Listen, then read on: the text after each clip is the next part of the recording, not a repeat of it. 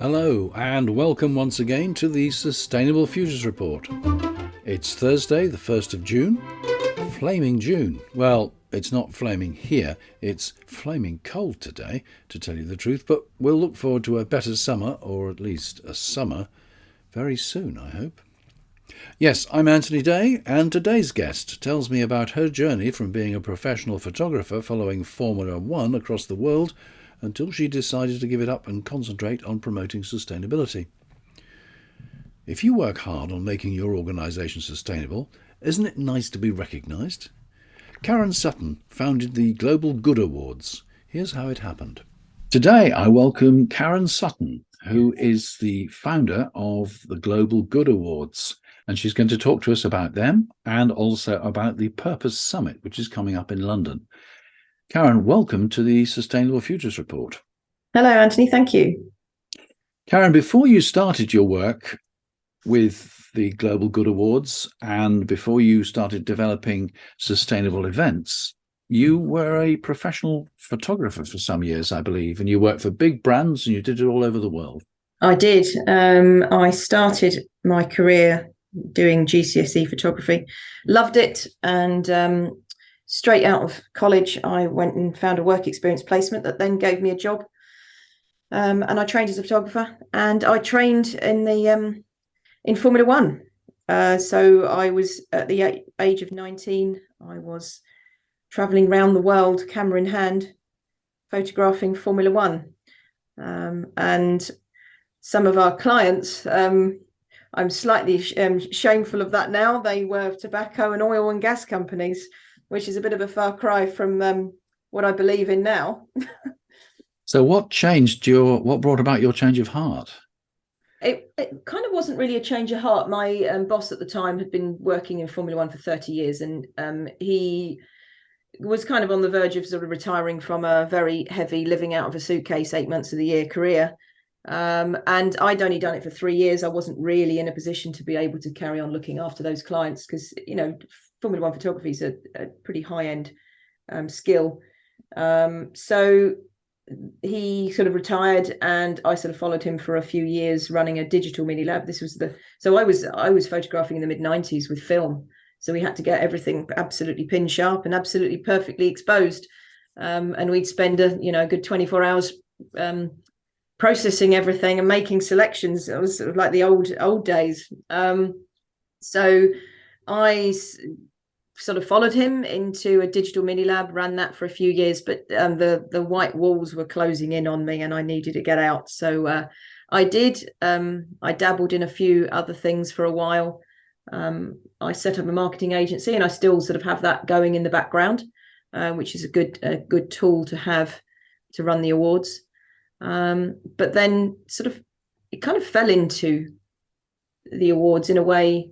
I set up within my marketing agency, I set up a little community group called Business at Brooklands. I was in an office in the middle of Weybridge, where Mercedes-Benz World and the old Brooklands Museum is.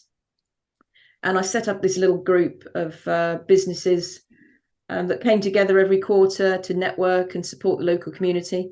And somebody asked me one day from one of the larger businesses there, have you ever thought about rewarding organisations for what they're doing in their community? And I said, oh, well, I have, but I kind of thought, well, it would be too small to do in Surrey. But then it kind of started beavering away in my head. And 6 months later, the awards were the concept of the awards sort of started. And I named them initially the National CSR Awards, and it was only in the UK. So is it now international then? It is, yes. So we changed our name in 2017, 2018. And pretty much immediately after I launched it, I knew that CSR was not the right term to use anymore.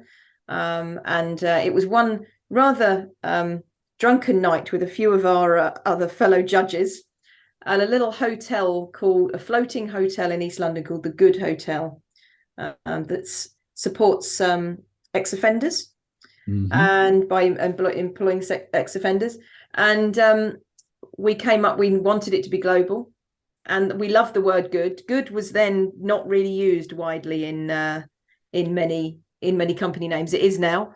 So yeah, we came up with the Global Good Awards and immediately launched it as a global an awards program. So yes, it is now. So what are the criteria for somebody to receive a Global Good Award? So we've got about 16 categories. They change occasionally according to the trends and stuff within social and environmental sustainability. But we have one very important difference with our awards to many of the others our judges sort of know about, and that is that we only reward for action. We don't reward for aims, targets, and roadmaps, because we don't believe that they should be rewarded. They're great roadmaps, they might be, but you're not going to win an award for it with us until you've achieved it. Right, and these actions are aimed all at sustainability, is that correct? Yeah, but it's social and environmental sustainability. So, community partnership projects, education campaigns, they're all, social and environmental are all very much part of sustainability. A lot of people think sustainability is all about the environment only, but there's a lot of crossover. Right. So yes. Are you able to give me an example of some of the recent winners and the sort of things that they've done? Yeah, why not? So last year, one of my favorite projects last year was won by a company called Delagua. They were supporting people in Africa with cooking stoves that used tiny bits of twig, and so that would be dropped on the ground, so it wouldn't be cutting down trees. And they taught the women to cook in a way that reduced the air pollution to the families cooking in their huts. And these stoves themselves reduced the pollution by extraordinary amounts. I can't exactly remember the number, and now they've reached millions of families across parts of Africa, and it's been an incredible project. And they don't just deliver the stoves and just walk away. They've got teams on the ground. They've got local teams on the ground, visiting the families again, making sure they're still using the stoves. And I know that they've got something like a 97% rate of people still using them. And they're now reaching out into other countries. I think they've got something like 2.5 million stoves now delivered around Africa. Mm-hmm. So yeah, it's got a big social benefit, because if kids are healthier, they can go to school. It's just created a much better environment for everybody in the villages. Mm. That's just one example. And they got silver. They didn't even get the gold. So and right. It's just one project that stuck out for me last year. I think that's the thing, though, isn't it? Of all these projects, it's creating a better environment in the broadest sense, because, as you said, there's a social aspect to it as well as the basic environmental issues. Yeah. You say it's international. What other countries are involved in applying for awards? Well, we have a lot from the Middle East, Asia, not so many from Africa. About 40-50% is from the UK, because obviously it's an English language entrant, so sometimes there will be some language barrier, but quite a few from the US, starting to get some more from Scandinavia, Eastern Europe, all over Europe really. So yeah, we get them from pretty much every continent. Right. Now, you have an annual awards ceremony, but am I right that this year, instead of having the Global Good Awards, you're going to have something which you're calling the Purpose Summit, which will take place in London in October? Tell me a bit more about that. So I'll tell you about the summit in a minute, but the reason for the change was I was getting rather disillusioned by selling tickets to companies that I knew hadn't won an award. Regardless of whether they're a small company or big company, if they're buying tickets to come to an award, we were encouraging an environmental impact by encouraging people to travel to a ceremony that really was just about having a few drinks and doing some networking. And I believed that we need to move on from that. Awards in general need to move away from just having no purpose to come together for an award event. Past participants have said to me that they'd be really interested to learn more about the winners, and what their projects were and how they got to where they are. So I thought it might be an idea to split the awards into two parts. Firstly, it will be a free virtual ceremony for everybody in July. It'll be streamed on YouTube, and that will announce the winners, which that will be held on the 12th of July. And then followed by 3 months later, a pretty jam-packed day of purpose-led content, which will be the Purpose Summit in October. And the focus on that event will be practical workshops and listen and learn panel sessions. And each of those sessions will include at least one gold winner from the most relevant category to that topic.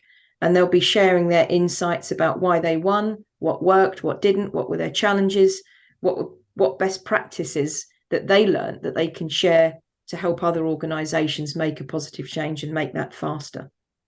So that'll be a face-to-face event. Will it also be available online? Yes, we're gonna run some of the sessions, the listen and learn sessions, virtually, so people around the world can join in. But we do have a no-fly policy for our event. So for speakers and for guests, we do not allow them to fly in for our event unless they've got a good reason to be coming to the UK already. And I believe we are the only awards also that does that. That's very interesting. That really is. Yes. Yes. So you're taking a broader view than just what your award winners might be doing by looking at the carbon footprint, if you like, of aviation and so on. Yep. Yes. And taking a broader view, what do you feel about net zero 2050? Are we on track? And is it a sensible target anyway? It has to be. We can't push it any more than 2050. I mean, if you think about, I think there was some scientists I read about last week saying about the El Nino that we have this year has already warmed ocean temperatures, and it could mean that in 1 or 2 years we could reach that 1.5 degree of warming, which would be so much quicker than they ever imagined. Do I think we are on track? I don't think we are. No, I don't think we're doing particularly well at all. There's great stuff happening out there, and there's some brilliant startups and innovation that could really drive change a lot really quickly. But I think politics is getting in the way, and I think policy is too slow to change. Just take building regulations in the UK, for example. Some construction companies are really going further than they need to, but a lot aren't.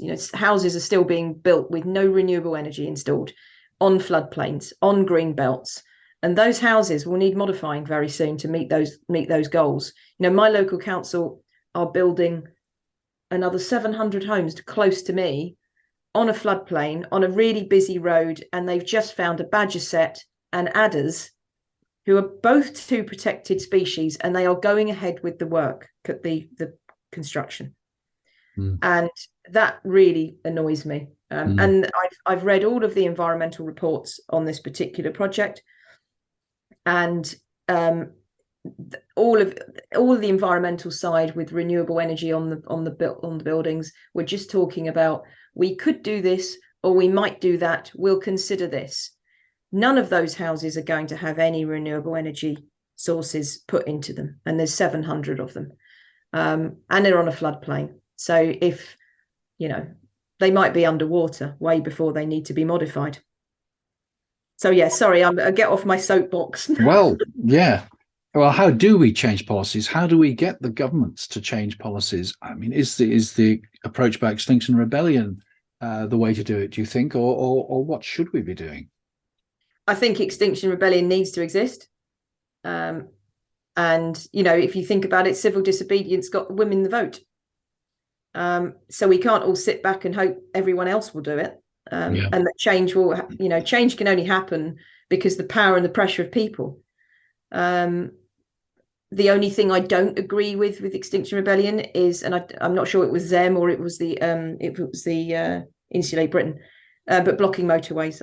I had a bit of a darker view on blocking motorways because they were blocking ambulances, and I heard on the radio somebody come on. He was sitting in a traffic jam, and they said, "Oh, where are you going?" He said, "Oh, going to insulate homes, but clearly not today." And they were being blocked by Insulate Britain. So I thought that was quite ironic. But generally, that is a bit of that's a splinter group, of course. But yes, we take your point. Sorry, carry on. But I do know they are sort of having a rethink about how they go about challenging things, and but yeah, generally I've been out on a couple of marches with them. Right. And I've never experienced any problems. And yeah, I absolutely agree they need to exist. But like any organization, I think it needs to be carefully managed, and good PR and good communications and good management. Right. Well, going back to the Global Good Awards, how many people will be applying for awards this year? Hundreds. They already have, actually. We closed for entries 2 or 3 weeks ago. Yeah. So I have 42 judges beavering away online. We started with 5 judges back in 2015. We now have 42. And I only ever choose judges that are experienced in those particular categories. So they have the experience and knowledge within that area. So the net zero or campaigns or community partnerships, education, all of those. So yeah, I only give them the categories that they know a lot about. Right. Well, all in all, you sound pretty optimistic. Is that fair? I'd say so. We've got to get there, haven't we? Eventually. We've got to get there. I love to hear you say that. Yes, that's absolutely true. Yes. Karen, thank you very much for sharing your thoughts and ideas with the Sustainable Futures Report. Now, we'll put links to both the Global Good Awards and to the Purpose Summit on the website, on the Sustainable Futures Report website, and mention those dates as well, the 12th of July and the October date as well. So thanks again. Thank you. Thanks to Karen Sutton. The websites you need to learn more are purposesummit.co.uk and globalgoodawards.co.uk. Thank you for listening, and as always, grateful thanks to my loyal patrons. I'm being inundated with requests from people who want to be interviewed on the Sustainable Futures Report, and I have to be quite ruthless about who I accept and who I send away.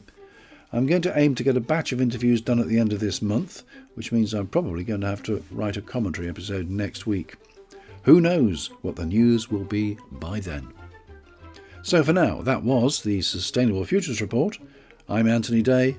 Until next week.